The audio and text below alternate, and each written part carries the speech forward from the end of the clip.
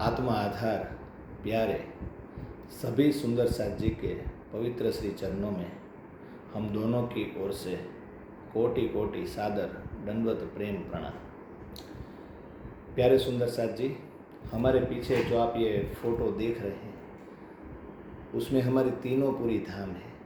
श्री 5 नवतनपुरी धाम जामनगर, बीच में जो आप देख रहे हैं वो है श्री 5 पद्मावतीपुरी धाम पन्ना मध्य प्रदेश, और है श्री 5 महामंगलपुरी धाम सूरत गुजरात। ये हमारे तीनों धाम है। और हमारी श्री मुख वाणी के बारे में अगर हम सोचें या कहें तो उनमें 14 ग्रंथ है, और उसमें से ज़्यादातर ग्रंथ और उन ग्रंथों में ज़्यादातर चौपाइयाँ हैं वो इन तीनों जगह पर ही अवतरित हुई है। जैसे हम देखें तो हफ्सा में वाणी अवतरित हुई, श्री रास, श्री प्रकाश, श्री सटऋतु और कलश ग्रंथ की 2 चौपाइयाँ वो जामनगर में ही अवतरित हुई। भले ही हम उसे हफ्सा बोले, लेकिन श्री 5 नवतनपुरी धाम ही है। कलश ग्रंथ संपूर्ण कहाँ हुआ? सूरत में। और हम देखें तो खिलवत परिक्रमा सागर, श्रृंगार सिंधी, वो सभी ग्रंथ पन्ना में अवतरित हुए। तो अगर हम कंक्लूजन सोचें तो हमारा कंक्लूजन क्या है? तो सब कुछ अब श्री मुख वाणी में ही है, उसमें ही समाया हुआ है। और इस बात को चरितार्थ किसने किया है? स्वामी श्री लालदास जी महाराज ने। पन्ना में जो अष्टप्रहर की लीला हुई उसमें जो 8वां प्रहर है, उनमें जो चौपाइयाँ है वो हमें समझनी ही पड़ेगी कि परम धाम का इश्क, साहेबी, ऐश्वर्य, परम धाम की सब सखियाँ, श्यामा जी, हमारे धनी जी, सब कहाँ है? अब कहाँ है? कहाँ ढूंढेंगे? ढूंढ के कहाँ से प्रकट करेंगे? तो चलिए, वो जो 5-6 चौपाइयाँ हैं 8वें प्रहर की, उसके बारे में हम थोड़ा सा सहूर कर लें। शुरुआत कुछ इस तरह से होती है कि इन बानी से होत है नजर पड़े बीच बक्का, ये रसना श्यामा झिए की पिलावत रस रब का।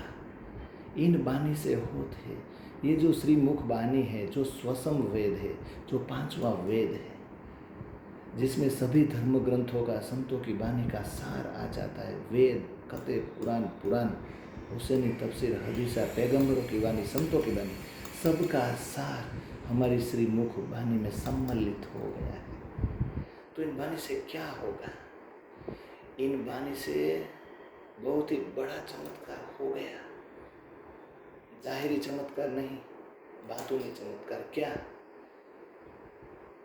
जो ये सुतने की सृष्टि है, उसमें जो जीव सृष्टि है, उसकी दृष्टि का कोई अस्तित्व नहीं है, तो वो दृष्टि भी परम धाम पहुंच सकती है। ये चौपाई ये कहना चाहती है। इन बानी से होते है नजर पड़े बीच बक्का। ये बानी अगर कोई जीव पढ़ ले, मंथन कर ले, मनन कर ले, दिल में उतार दे, तो उसकी ये जो शरीर है ना, पंचभौतिक शरीर, उसकी जो ये आँख है ना, उसकी दृष्टि भी परम धाम पहुँच सकती है, रंग महल में पहुँच सकती है। तो ये रसना इस धरातल पर प्रवाहित हुई किसके द्वारा? श्री राज्य की आह्लादनी शक्ति श्री श्यामा महारानी जी द्वारा। ये उनकी जिह्वा से प्रवाहित हुई है। रसना माने जिह्वा। तो राज्य रस है, पूर्ण ब्रह्म परमात्मा अनादि अक्षरातीत श्री कृष्ण साक्षात रस है, लेकिन उस रस को इस धरातल पर बहाने के लिए रसना चाहिए। और वो रसना कौन बनी? तो श्यामा महारानी। पिलावत रस रब का, रब माने कृष्ण परमात्मा। तो वो रस है, और वो रस हमें पीने को मिल रहा है।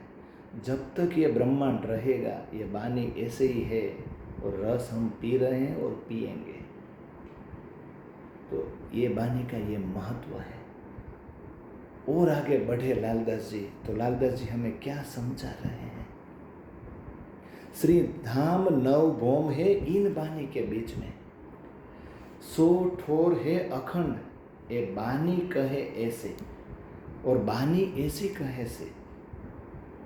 श्री धाम नव भौम है, श्री धाम परम धाम के 25 पक्ष नहीं, श्री धाम मानी रंगमहल। हमारा निवास स्थान कहाँ है? दिव्य ब्रह्मपुर धाम है, घर अक्षरातीत निवास। धाम हमारा ब्रह्मपुर है, लेकिन घर क्या है? जहाँ पर हम रहते हैं। जैसे इस संसार में भी हमारा घर तो एक ही है, सोसाइटी अलग है, मोहल्ले अलग है, सिटी अलग है, वहाँ पर घूमने फिरने के स्थान भी अलग है। वैसे परम धाम में भी 25 पक्ष है, लेकिन हमारा रहने का स्थान कहाँ है? हमारा घर कहाँ है? तो श्री धाम जो बीच में है, परम धाम के बीच में रंगमहल है, नव भौम 10वीं आकाश है। तो श्री धाम नव भौम, श्री धाम यानी रंगमहल, उसकी नव भौम व 10वीं आकाश है, इन बानी में ही है।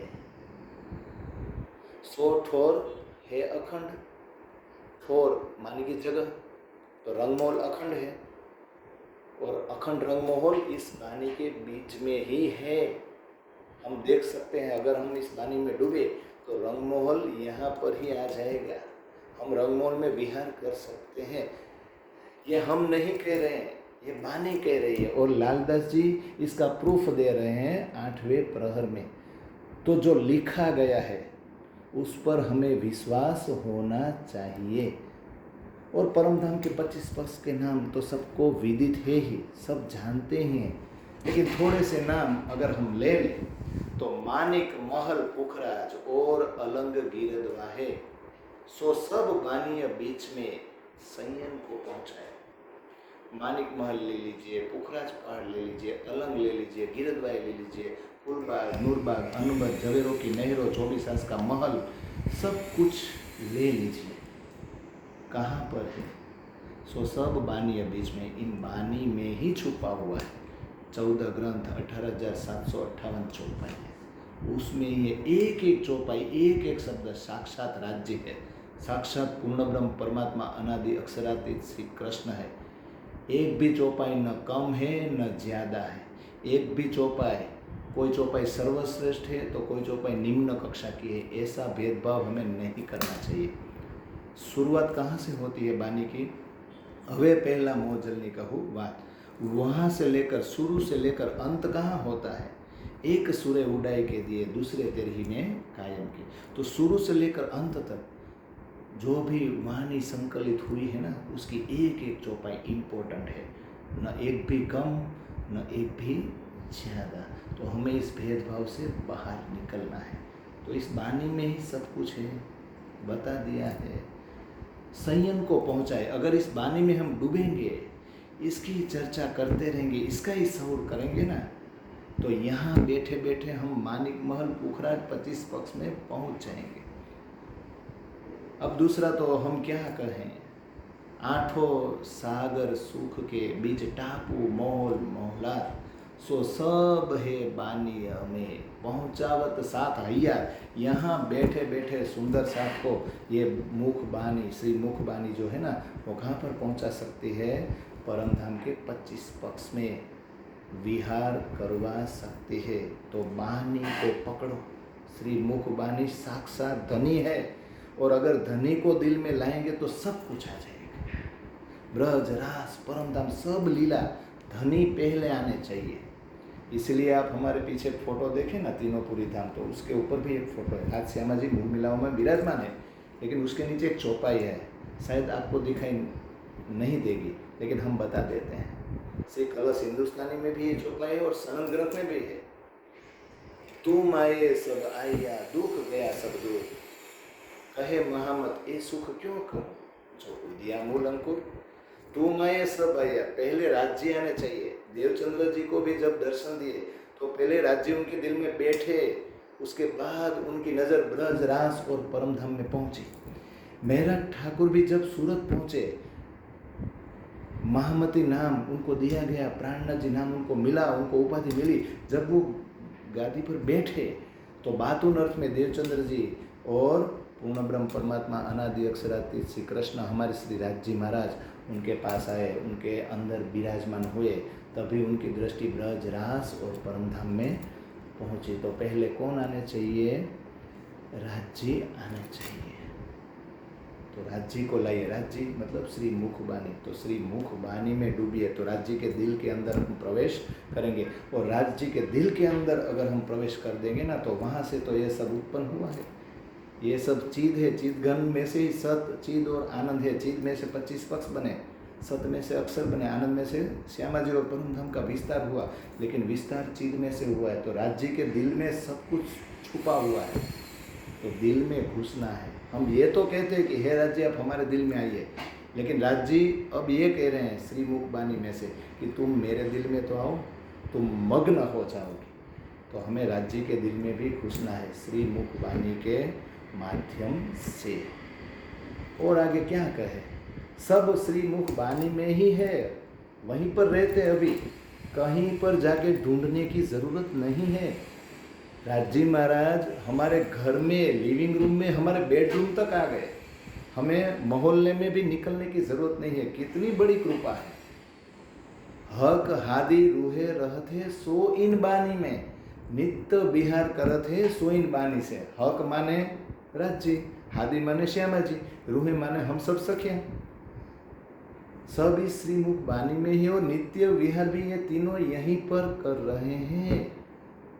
इतना तो कम है, लेकिन और आगे हम क्या कहें।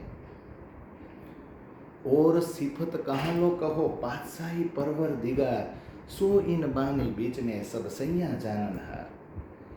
अब कितनी सिफत करो इन बानी की, सब तो बानी में आ गए, सब बानी में है। और पातशाही परवरदिगार, हमारे राज्य की जो बादशाह थे, उनकी जो साहिबी है, उनकी जो हुकूमत है ना हमारे परवरदिगार की, वो भी इस बानी में ही है, इन बानी के बीच में है। लेकिन ये रहस्य कौन जानता है, कौन जान सकता है, किसको इस रहस्य पर विश्वास है। सब सैया जाननहार, जो परम धाम की सखी है, जो दुल्हन है, जिसने सिर्फ अपने दूल्हे को ही पकड़ा है, उत्तम पुरुष बिन और को देवी